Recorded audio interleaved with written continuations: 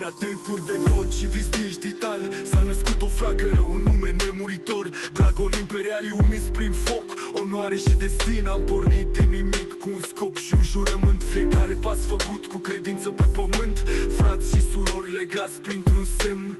Dragonizare, pătronul etern. Avem sânge de foc și minți de oțel. Loialitate, nu doar un cuvânt rebel. Ne susține mereu când lumea ne încearcă. Dragonii ard când alții se apleacă. Sub stagul imperial se aud chemări. Cine e cu noi simte flăcări mari. Puterea e în inimă, nu doar în nume. Dragonii trăiesc prin sânge și lume.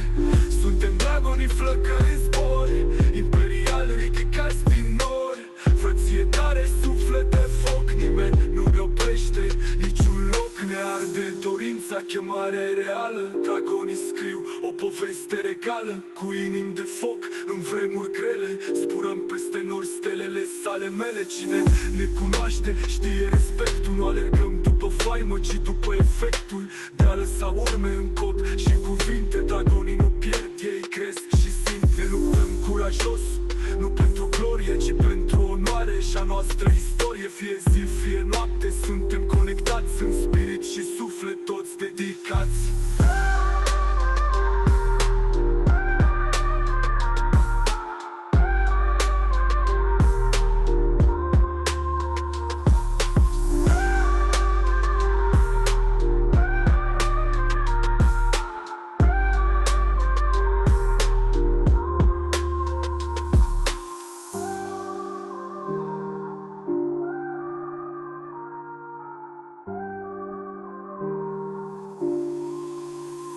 Sub stagul imperial s-aud chemări. Cine e cu noi simte flăcări mari. Puterea e în inimă, nu doar în nume. Dragonii trăiesc prin sânge și lume.